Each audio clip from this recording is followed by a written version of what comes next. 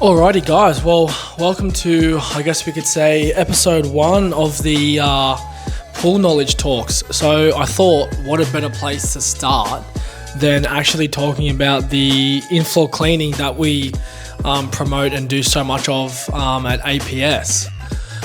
So what I'm going to talk about the differences between a standard pool, which is what we call a suction to return pool, and our self-cleaning pool. I'm going to talk about some of the key benefits of a self-cleaning pool, why there's a price difference compared to a suction to return pool, and really why I think, in my personal experience from pool building, why I think it's the most efficient way to go when you're building a swimming pool for your family and for something that's going to add value to your home. So let's get stuck right into it. So what is a self-cleaning pool is what everyone sort of asks for. It's the first thing that people talk about. Now, a self-cleaning pool is something that Compass Pools Australia, they have the patent for, doing the Paramount Vantage system. Effectively what it is, it's circulating your pool 24/7. So it's moving all of the water in your pool every time your filtration equipment comes on. Now, when we're going to talk about a suction to return pool, what that is a suction to return pool skims water or sucks water from the very top layer of your swimming pool, and it returns it via pool returns in the shallow end, pretty much pushing water along the top surface of your pool. Now, the disadvantage of that is inadequate filtration of water. Now, what I mean by that is if you're only filtering the top layer of water and you're not actually moving the whole water, that's what you call still water or dead body of water. Now, the difference with a self-cleaning pool and a Compass pool is we are filtering 100% of the water every time our filtration equipment comes on. We are turning water back from the top layer like a normal suction to return pool, but then we are also returning water through the bottom of the pool. So that's what these inflow heads do. So this just here. So this is what your pool from a Compass pool will look like. So that is the base of your pool like that. So when the inflow cleaning heads actually go in, they sit down inside dead flush. So you can't even, it's not protruding out. What happens is then all of these plumbing heads here, they get plumbed up by the boys on site when we're doing installation. And all it is that's just water pressure which goes in through the bottom of that 50mm pipe there. And then it pushes the head up. So if I can get this back out. So the way it effectively works is when the water pressure comes in from the bottom of the nozzle here, it pushes the head up, and then there's a hole just there, and the water jet comes out and pushes along the floor. Now what happens is, as it works its way in a clockwise direction, so every time these come up they rotate, if you can see that there, so see how it's rotating around. Now what it does is it makes a full 360 in the floor. Now, when they are making a rotation along the floor of the pool, they are pushing debris down towards the deep end of the pool. But now when they rotate and they are jetting water against the wall of the pool, it creates a massive, I guess you could call like a turn of water. So you can actually see the water movement when you're just, say if you're in the backyard and your inflow cleaning's on, you can actually see the water pushing against the wall because the top of the water is all moving around. So that's why we are moving 100% of the water in the swimming pool, and that's what a self-cleaning pool is. Alright, so we've spoken about that component of the pool, moving the body around all the time. Now, you might be asking things like, okay, why do I need this if, every standard pool that's been around for the past 50, 100 years has just been a suction to return pool? Well, really it comes to the fact of evolution in pools. That's what it is. It's evolution in building something better than what it was before. Now, a couple of things I'll just touch on and we'll go a bit deeper into them later on is it's also not just moving the water. We've got things about chemical balance. So we are making sure that 100% of our water now is chemically balanced the same from top to bottom. Now, a suction to return pool, if you take a water sample from the very top layer to the very deep end of the pool, you're going to get a difference in variation of your water chemistry because the bottom part of the pool is not circulating. Now, with our pool, we are circulating 24/7, as I've said. Now, we go down the avenue of heating. If we're heating a pool, we are able to turn over the full 100% of the water so that we're going to have adequate temperature from top to bottom. When you jump into a suction to return pool, you might find sometimes that the top layer can be quite warm compared to the very bottom of the pool. Once again, it's dead water. The water's not moving. A suction to return pool can only turn over where it can primarily pull its water from. And now if it's only pulling its water from a skimmer box, which is only set down and pulls about 300 mils of water, and it's only returning 300 mils of water, well then you're only going to ever filter that type of water. So that is what this inflow cleaning stuff does. Alright, let's dive into a little bit of the cost aspect of it. So a lot of times when we go out and do the quoting of these pools and stuff like that, people are always saying like, oh, I can get a suction to return pool from, I'm not going to say any names, but these are the pricing I'm getting. So now we're going to talk a little bit about why is it so much money, so much more money compared to a standard pool. Well, let's talk about just the filtration aspect. A suction to return pool is going to have one pump with either a media or a cartridge system filter and just a chlorinator. That's all you're going to have. That's the standard run-of-the-mill basic entry-level suction to return pool. Now we use a variable speed pump for our filtration system into either a media or a cartridge filter. We then use a Hayward OmniLogic system, which is a full self-managing system.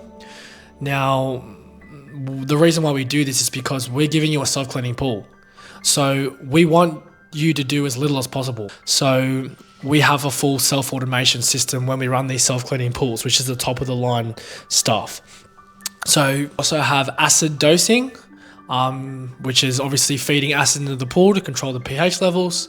We have a pH and ORP sensors, so they are also checking the levels of the pools all the time. Now that's our filtration side. Now when we go to the inflow cleaning side, we've now got a whole nother separate system. So we've got another pump, we've got another cleaner on that pump, which is what we call a multi-cyclone filter.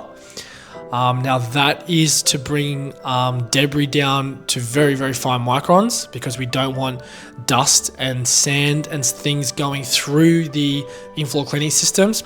Then from there, we go down to feeding our water valve. Now our water valve is what controls each one of these heads. Now, unlike other systems, now the Vantage system, when the water valve is running, so the inflow cleaning is running, the self-cleaning is running, only one head at a time is coming on in individual times. So we're getting full pressure from a 1.5 horsepower pump running to one head. So we're getting full pressure.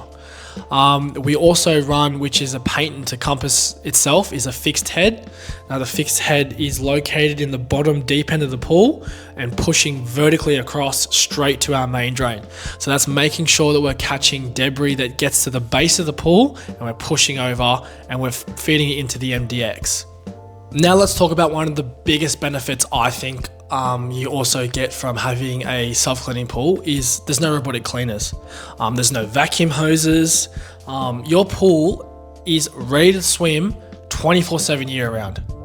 That's pretty much as simple as I can put it. Like, who doesn't want a pool that whenever you are thinking of inviting people over or someone springs something on you, it's a hot day, like, can we come for a swim? You go, oh, I've got to quickly rush home, get home and quickly give my pool a quick vacuum.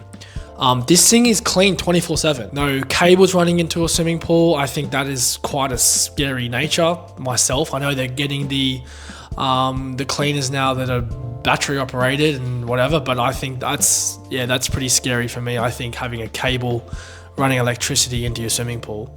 To remove a robotic cleaner out of a pool, if you've got an old school one, you've got to drag the thing out of the pool to get it. You have a robotic one that's obviously battery charged. I think nowadays, once they sense that they're running out of battery, they float to the surface and you can pull them back out.